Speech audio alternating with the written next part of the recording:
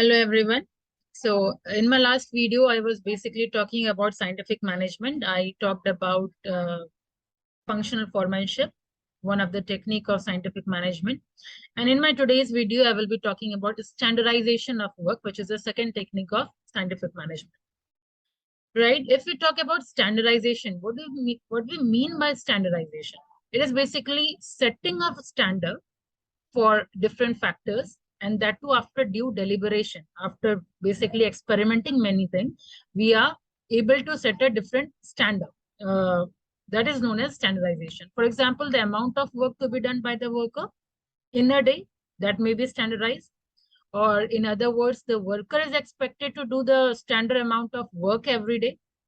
So in same manner, standards may also be set for raw material also. We can set for machine also. We can set for tools, technique, condition of work, and many things, or many aspect we can set the standard. So let us discuss the standardization one by one in all these aspects. Like, for example, if we talk about standardization in material.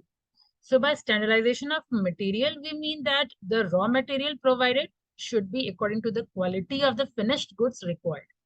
Right? For example, if we are producing A quality of finished good and X quality of raw material is required, and the same has been determined after due deliberation, then we can say that the A quality of finished goods and X quality of raw material have been standardized.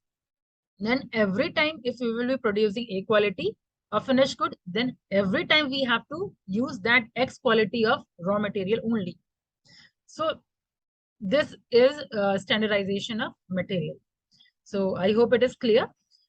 When we switch to second aspect, that is machine and tool, and when we talk about standardization of machine and tool, we ensure that they are of the required quantity and the type to produce the desired finished good. Like if for producing A quality of finished good, X machine and M, N, and O tools are required, then whenever finished goods of A qualities are to be produced, it can be done with the use of X machine and M and O tools, right?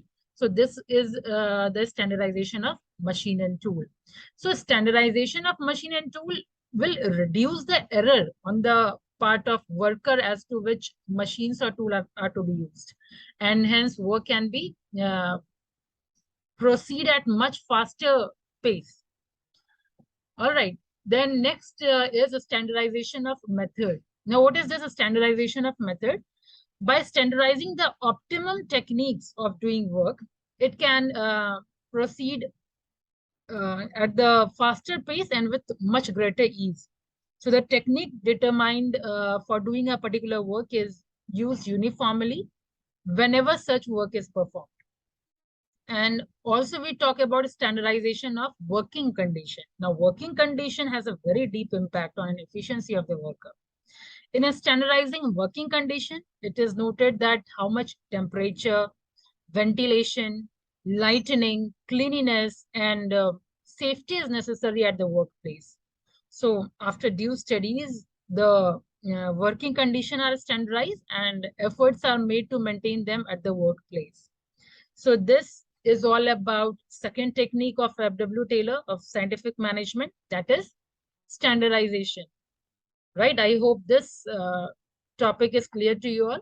In my next video, I will be talking about a third technique of scientific management, that is simplification.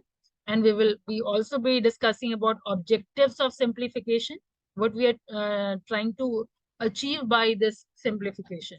But all these in my next video. Till then, thank you.